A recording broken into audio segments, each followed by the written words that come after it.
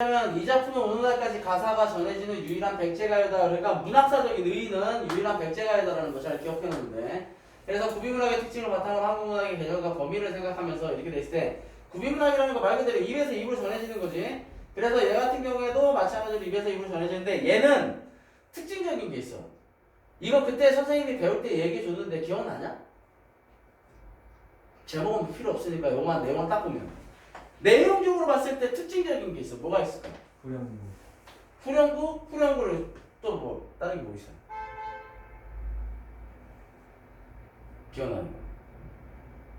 자, 이거를 먼저 내용적인 걸 하기 전에 특징적인 것만 얘기를 하면, 자, 봐봐. 하나 높이고 또다시야 어기야 머리건 비치우시라 어기야 광들이 아우다루들이 저제도로 신고야 어기야 진대를 디디올시라 어기야 광들이 어느이다 놓고시라 어기야 내가는데 전부를세 어기야 광들이 아우다루들이 이렇게 돼 있잖아. 자, 그런데 여기에서 우리가 후렴구를 빼자 이거야. 후렴구를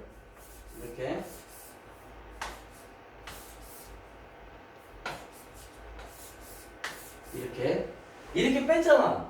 빼고 난 다음에 그 다음에 나눠보면 달아 높이군 도다샤 멀리 좀 비추시라 저제대로 시장에 가 계십니까? 진대를 드릴까 드렸습니다. 어느 데다 놓으십시오. 내 가는데 전부가 드렸습니다. 이렇게 되잖아. 뭐랑 똑같아? 하나 둘 셋 넷 하나 둘 셋 넷 하나 둘 셋 넷 4음보가 되지. 그지? 초장 중장 중장이 되지. 그래서 시조의 원료를 보는 것 중에 첫 번째가 향가야. 그러니까 시조가 어디에서부터 영향을 받아서 시조가 탄생했을까? 시조의 형식적인 특징을 뭐에서 받았을까에 대한 것들이 첫 번째가 향가야. 그 다음에 두 번째로 꼽는 게, 왜냐면 향가 같은 경우에는 기, 서, 결 해갖고 3단 구성이고, 그 다음에 여기에서 보면 결구가 낙구인데 낙구의 첫 음보는 첫 줄이 감탄사로 시작하잖아. 무조건 픽스가 돼 있듯이. 근데 시조도 보면 종장의 첫 음보는 세 글자로 픽스가 돼 있단 말이야. 그런데 그래서 얘를 한가가 첫 번째 향가에서 영향을 받았다가 고려가요 때문에 문화 이제 사라졌던 향가의 명맥이 남아 있다가 그게 시조로 나타났다라고 얘기하는 게 국문학자들이 주로 주장하는 첫 번째 시조의 형식적인 특징인데, 두 번째가 얘야.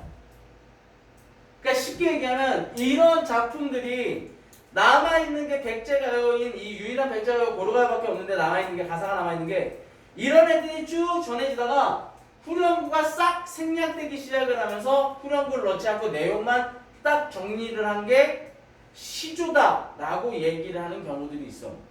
쉽게 얘기하면. 그러니까 잘 기억을 해둬야 돼. 그래서 이렇게 후렴구를 제외하고, 그래서 이거의 첫 번째 특징 중에 하나가 뭐냐면 후렴구를 제외하면 시조와 형식이 유사하다. 이렇게 되는 게 첫 번째 특징 중에 하나야. 그 다음에 두 번째 특징 중에 하나는 마찬가지로 후렴구가 있다는 거. 그래서 두 번째는 후렴구인데 또 이 후렴구를 통해서는 무슨 얘기를 하냐면 바로 고려가요에 영향을 준 노래가 바로 이거 아니겠느냐라고 얘기한단 말이야. 똑같이 분연이나 이런 역할을 하지는 않지만 이런 후렴구가 있으면서 이런 부분들을 영향을 주지 않았겠느냐라고 얘기를 하는 거야. 그 다음에 저 후렴구의 역할, 이 고려가요에 영향을 줬고, 이 후렴구의 역할은 뭐냐면 보통 운율을 형성하는 거지. 여기서는 운율을 형성하는 거다라고 생각을 하시면 돼요. 자, 그 다음에 잘 보면, 자, 내용을 보면, 달아 높이고 도다 잘 하는데, 여기 보면, 니네 교과서에 친절하게 이렇게 현대풀이 돼 있지, 그치? 그렇기 때문에, 현대풀이는 뭐 또 다 알 테니까, 여기만 볼 테니까. 자, 달, 하, 이렇게 돼 있잖아. 이거 뭐야? 기억나냐? 하, 이거야? 이거 어디에서 배웠는지 기억나냐? 이게 지금 중세국어 식품이잖아. 그치? 저거 어디서 배웠는지 기억나냐? 그렇지. 근데 뭐라고 배웠어, 저거를? 그럼 용교청이나 이런 데서 배웠어. 달, 하 할 때 저거 뭐라 그랬어? 조사인데. 높임을 나타내는 혹격조사. 높임을 나타내는 혹격조사야. 그래서 해석이 뭐라고 돼 있어? 달님이시여 이렇게 얘기하는 거야.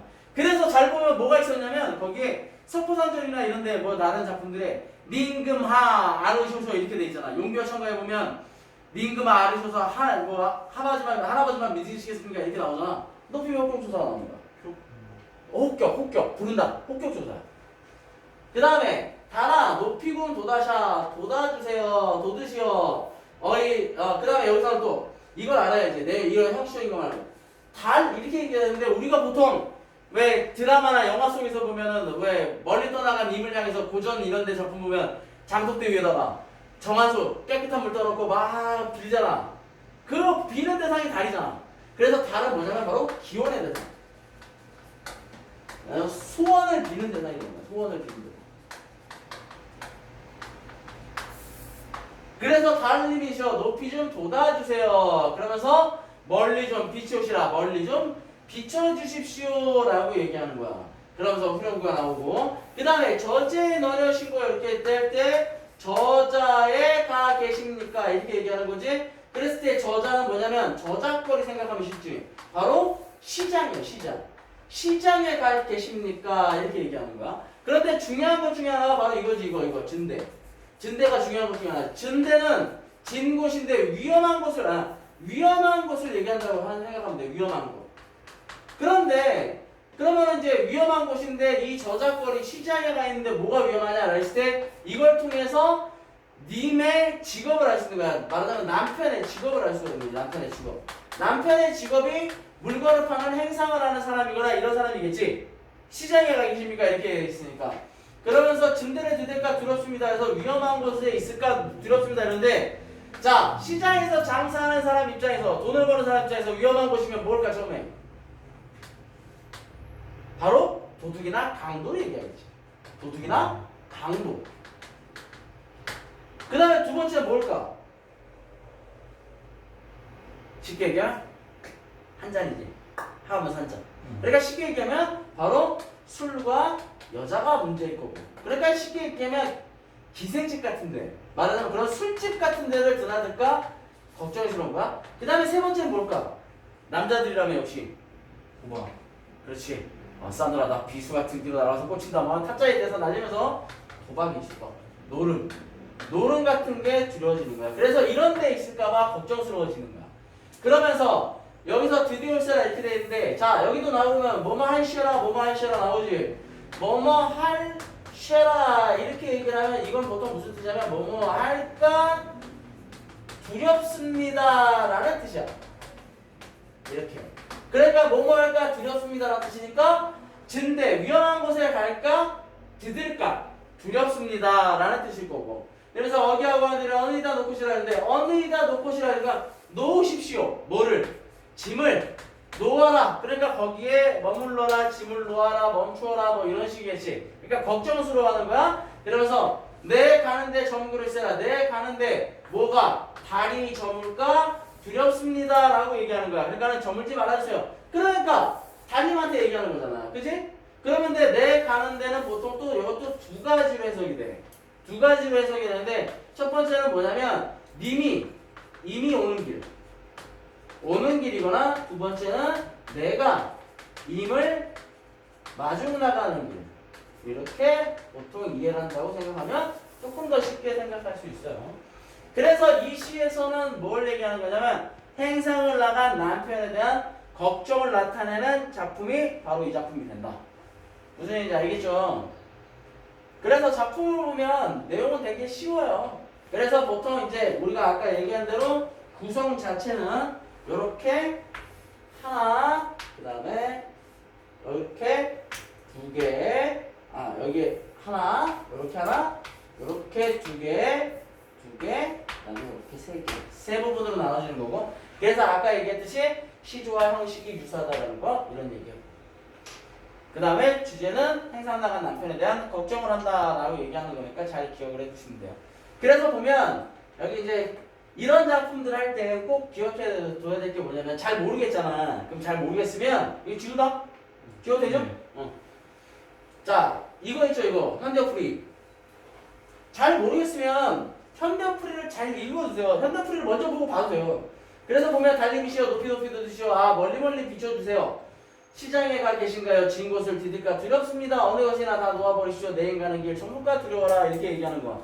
그러면 다 우리가 매치시키면서 이것만 보고도 내용이 무슨 얘기인지 정확하게 이해할 수가 있게 돼요. 그러니까 이런 고전 작품들 고대가요나 특히 이렇게 그 훈민정음식 표기로 나온 게 왜냐면 구비 전승이 되다가 훈민정음이 딱 됐을 때 훈민정음이 창제되고 훈민정음이 기록이 되는 거란 말이야. 그렇게 되면 어려운 고어 표현들이나 이런 것들이 나오니까 이거를 보면서 어렵게 생각하지 말고 먼저 핸드풀이를 보고 매치를 시켜도 상관없어. 무슨 얘기인지 알겠지? 그래갖고 이해하면 훨씬 쉬우니까. 자, 그래서 여기서 이제 쭉 내용이 나오는데 이 작품의 배경서라. 정옥은 전주의 속편인데 정옥 사람이 행상을 나가서 오래되어도 돌아오지 않자 근처가 산 위에 돌에 올라가 남편을 기다리면서 남편이 밤길을 가다 해를 입을까 두려워하여 함을 지능물에 더러움에 붙여서 이 노래를 불렀다. 세상에 전화기를 보기 올라가면 망구석이 있다고 한다. 또 보면 망구석서로와 연결이 되지. 그지? 망구석서로하고 연결이 되는 거야. 그러니까 시어의 상징적인 의미다 그러면 다른 말 그대로 아까 뭐 했어? 소원을 비는 기원의 대상이 되는 거고 진대는 위험한 곳. 남편이 혹시나 오면서 겪을 위험함에 대해서 위험 요소에 대해서 얘기를 하는 거야. 자, 그 다음에 나눴을 때 1, 4, 5, 7, 81이네. 아까 얘기했을 때 그래서 시주와 같은 형식인 부분이 돼 있는 거고 그 다음에 이런 부분을 했을 때 처음에는 달님한테 남편에 대한 걱정을 얘기하는 거고 그 다음에 남편에 대한 염려 그 다음에 여기서는 남편에 대한 말하자면 우려 이렇게 얘기하면서 남편이 기다리는 마음을 얘기하는 거고 그 다음에 향유할 수 있는 이렇게 얘기하다 이런데 백제시대 노래인 이 작품을 오랜 시간이 지나 오늘날도 향유할 수 있는 이유 전술 과정을 통하면 구비전선 계속 구비가 되면서 훈민정음 창제가 큰 역할을 하는 거야. 훈민정음 창제가 되면서 그 입으로만 전해지던 문학작품을 우리나라 말로 기록할 수 있는 수단이 생긴 거지. 그랬기 때문에 기록이 된다라고 생각을 해주면 돼요. 자, 요거 보면 이거 뭐야? 이것도 송일이지. 기억나지?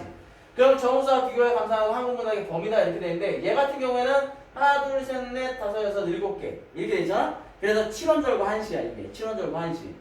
근데 이거는 한시는 우리가 문학비책 배울 때 보면 두보시 배운 게 기억이 날 거야. 그것도 두보나 이태백은 한시를 쓴 사람이야. 한시를 쓴 시인이야. 근데 이거는 없고 이게 훈민정음식으로 표기가 됐어. 근데 나중에 더 잘 봐. 그 작품은 한시라고 안 돼 있고 뭐라고 돼 있냐면 언해라고 돼 있어. 그래 갈래가. 무슨 얘기냐면 그거는 해석본인 거야. 한자를 갖고 와서 한시를 우리나라 말로 풀어서 그것만 보여주는 거야. 근데 얘는 한시야. 그렇기 때문에 얘는 엄밀히 따지면 있어 없어? 얘가 전해지는 게 아니라 얘가 전해지는 거야. 그리고 이걸 우리는 어떻게 하는 거야? 현대식으로 표현을 하는 거야. 그런데 이것도 우리나라 국문학에 들어가는 이유가 뭐냐? 한시인데 한시는 엄밀히 따지면 중국 거라고 보면 돼. 그런데 우리나라 문학작품, 한국문학의 범위로 들어간다라고 얘기했을 때 내용의 측면, 전술 장면 이렇게 됐을 때 송이는 한자로 기억이 됐지 얘는 정지상이고 전업사는 작자 미상이고 그 다음 내용 같은 경우에 이 송이 같은 경우에 비갱 긴뚝에 풀빛이 고운데 남포에서 인보내면 슬픈 노래 부르네 이렇게 되면서 비갱 긴뚝에 풀빛이 고운데 그래서 이건 자연의 모습을 얘기하는 거고 남포에서 인보내면 슬픈 노래를 부른대 그래서 자연과 인간 사이의 대비야. 그래서 대동강물이야 언제 마르리 해마다 이별 놈은 푸른 물을 못하나니 그러는데 요거는 엄밀히 따지면 이렇게 둘이 도치가 됐다고 보면 돼. 그래서 보면 해마다 이별 놈은 푸른 물을 보태니 대동강물이야 언제나 마르겠느냐라고 얘기를 하면서 내 눈물을 보태기 때문에 대동강물은 마르지 않는다 그래서 가사법을 통해서 말하자면 임을 보낸 임에 대한 그리움 슬픔을 얘기하는 작품이야. 그런데 내용적으로 보면 임에 대한 슬픔 이것도 내용을 보면 임에 대한 슬픔. 그래서 우리나라의 전통적 정서를 뭐라고 그래? 우리가 김소월 작품 내용에서 대부분이잖아. 그래 이별의 정화. 그렇기 때문에 내용 둘 다 임에 대한 그리움, 이별의 정화를 얘기하기 때문에 우리나라 전통적인 문학의 하나로 봅니다. 그래서 우리나라의 그 서정시의 계보를 어떻게 보냐면 서정시의 계보를 보통 아주 고대가요 볼 때 황조가 같은 애들부터 시작해. 저 나무 위에 깨꼬리 암수서로 정다운데 뭐 외로울새 이래 보면 홀로 어떻게 하냐 뭐 이런 식으로 나오잖아 유리왕 황조가. 그 다음에 백제 정사, 그 다음에 고려가요로 가면 가실이나 이런 거, 그 다음에 시조로 올 때 황진이 시조, 그 다음에 최종 도착지가 김소월의 진달래꽃이라든지 이런 시야. 그래서 그걸 우리나라 민족의 전통적 정서로 보는 거야. 근데 얘도 마찬가지인 거죠. 자, 그 다음에 그래서 다음 같은 작품 한국문학에 포함할 수 있느냐라고 얘기했을 때 한국문학에 포함할 수 있는 부분들이 이런 식으로 나오는 부분들이 있으니까 이런 부분들은 한 번쯤 고민을 해보면서 보시면 되는데 여기에서는 이런 식으로 노래를 하면서 이런 부분들 감상 포인트 뭐 하면서 의구심, 질투심이 드러난 내용이다 그래서 이건 내용적인 측면에 대해서 얘기하는 거고 그 다음에 원형적 상징이다라고 했을 때 무엇을 상징하느냐 그래서 작품 속에서 나오는 그 상징적인 시어들을 가지고 얘기하는 거니까 잘 보면 된다. 무슨 얘기인지 알겠죠? 그래서 공무도화가나 달밤이 나오는데 공무도화가 같은 경우에는 고대가요 하나로 들어가니까 공무도화가 정목사의 같은 계열이 그 말하자면 고대가요잖아. 그러니까 저런 부분들은 시험에서도 잘 나올 수 있으니까 저런 것도 한 번쯤 우리 문화피 책에 있는 거 있지? 잘 기억을 해둘 수 있어야 돼. 무슨 얘기인지 알겠지? 자.